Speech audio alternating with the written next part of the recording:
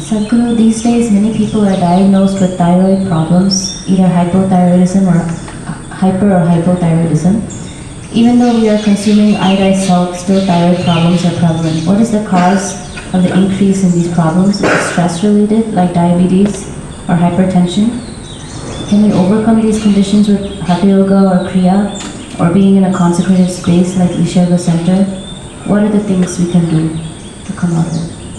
I think a whole lot of people have come out of it with Hatha Yoga practice, no question about it. Being in a consecrated place definitely adds to it. But this pretty widespread manifestation of thyroid imbalance. So we must understand this. What you're calling as thyroid, in yoga we don't look at the glands like that. But medically, what you're calling as thyroid is that secretion within you which is trying to calibrate your system on a daily basis. It's just calibrating how much digestion should happen, how much energy should be produced, how much fat should be produced, how much muscle should be built, everything. It's trying to calibrate your physical structure. Your physical structure is very closely related to your psychological structure. Today, there is substantial evidence to show you that if you sit here and think of the mountain, your glandular function will happen in a certain way. If you think about a tiger, it'll happen another way. You think about an ocean, it'll happen another way. You think of a man or a woman, it'll happen another way. Just a thought, nothing. No contact with mountain, no contact with tiger, no contact with man, woman or ocean. Just a thought will fluctuate the glandular function. I'm saying that is how fine the system is, that it is trying to calibrate everything to keep you in a good place. The problem with you is, you need a bullock cart because you are the missing link. You need a bullock cart, but they gave you a fine spaceship. Every little thing will do a world of things. Simply if you touch it, go boom, waves of stuff happening in the system. Simply if you look like this and make one conclusion about the tree, this will go into many varieties of chemical and other kinds of variations. Glandular functions will change. Wherever you may be, whether you're in Mumbai or New York or London, wherever, just look at the situation in which you're walking. Maybe socially you've gotten used to those things, but look at the kind of atmosphere you're walking in, the number of things that are happening, none of them are conducive for this life. You might have gotten adjusted to it. Maybe now you can't live out of those cities, that's another matter. But the life that you are is not seeking that kind of atmosphere. So the number of variations that are happening within you are not in your favor. Glandular dysfunction is just one manifestation. A very highly calibrated function of glandular function, one thing is the thyroid. It's easily noticeable. The first thing, your physiological and psychological parameters get thrown off a bit simply because disturbance. And another dimension is what's the disturbance that's happening from within you, your own psychological patterns. Another dimension of disturbance is what kind of food is getting into you. There is no way you can eat anything today which is not chemically infested. If you're eating very organic food, it's little organic chemicals they're using. It's come to that place. It's very difficult to eat something that's just grown in the wild forest. You can pluck out something and eat. That's very, very little, not even a small percentage of people are capable of eating that anymore. It's all from the marketplace.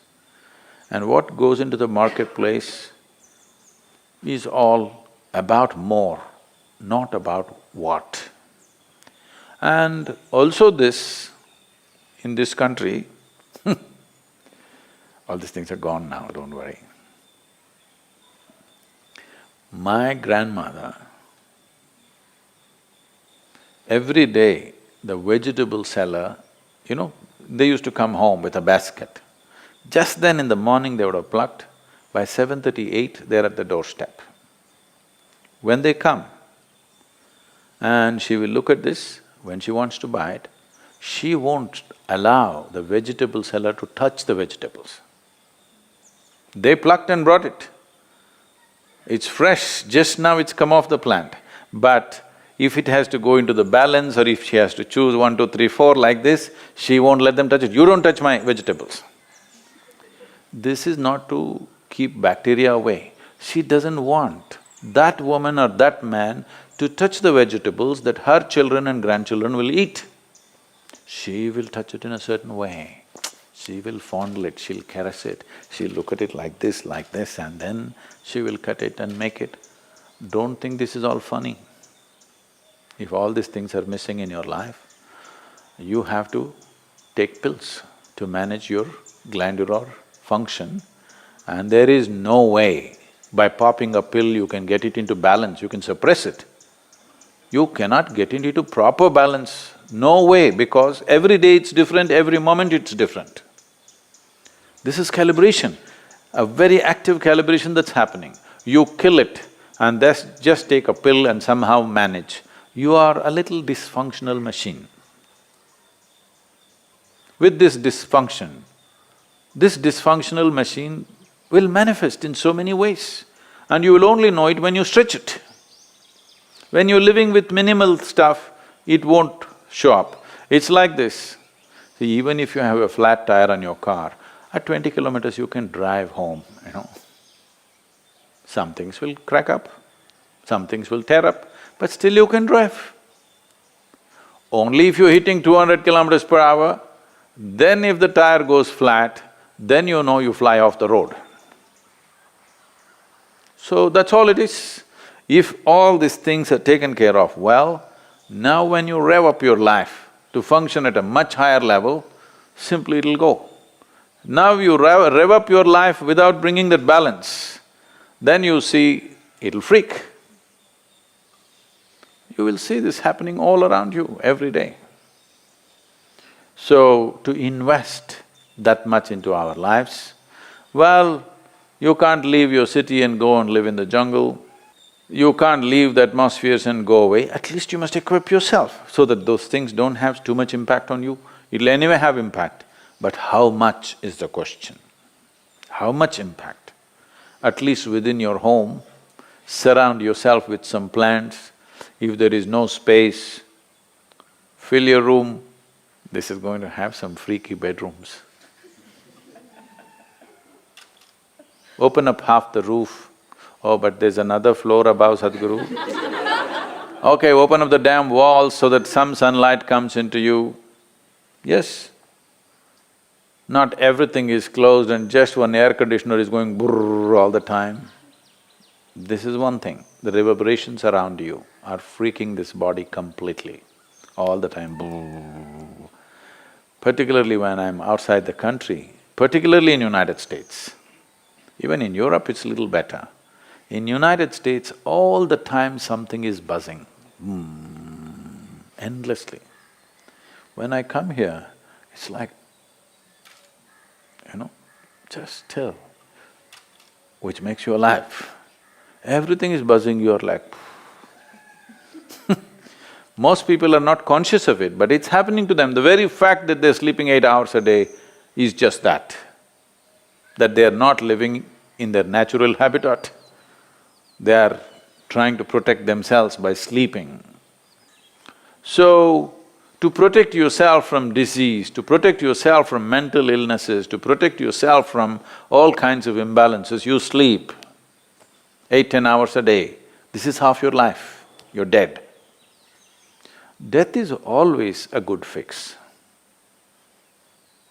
But that's not the fix we are looking for. We are looking for a life fix, not an end fix. If you end something, it is fixed, isn't it? Fixed or no? Fixed, but not the way we want. We want to be here, alive and be fully fixed. So if this has to happen, you can. I know you may look freaky, even I will think you're freaky. But you can bring some plant life into place where you sleep. When you walk, you must always be conscious of the life other than human life. Most people are not even conscious of the human beings, so I'm reminding you, you must be conscious of everything that is alive. A tree, a plant, a blade of grass, a grasshopper hopping, and the people that you don't like are passing by. All kinds of things. You must be alive to everything. Don't need to do any, oh, I love the tree. You don't have to love the tree. You have to be nourished by it. That's the only way to live. You like it or not, it's nourishing you right now. Consciously, if you do it, everything will work better.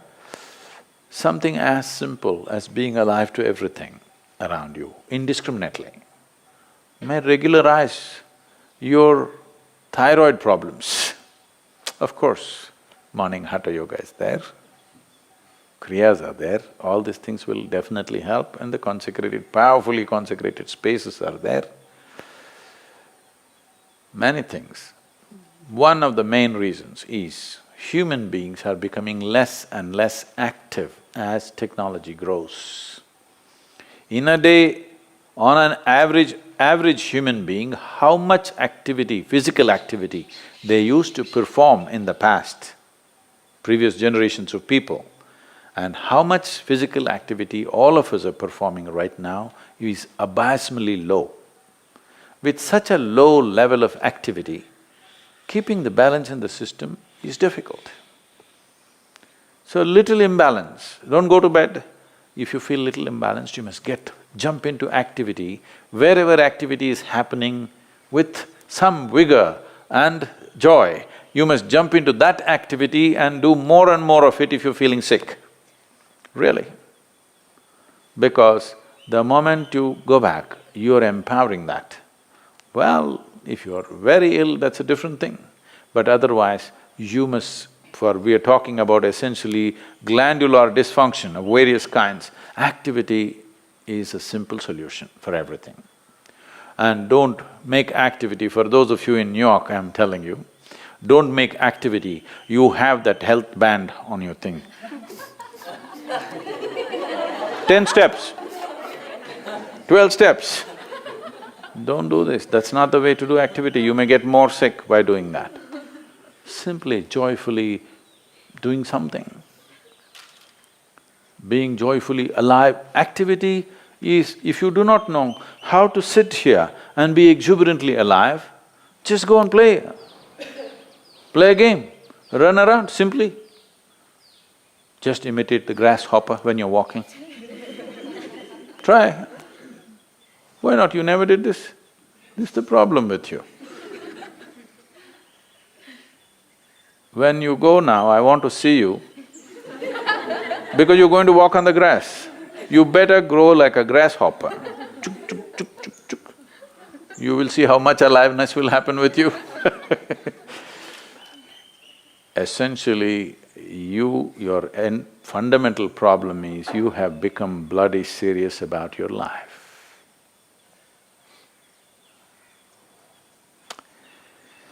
So, we have to again remind you, you will die anyway.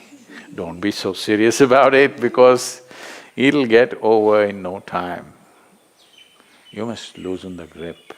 Now if you loosen the grip, that last scene can be different. Otherwise, people see you, that's a great thing that happened to you. You loosen the grip. Now itself if you loosen the grip, you will see life will happen wonderfully well for you.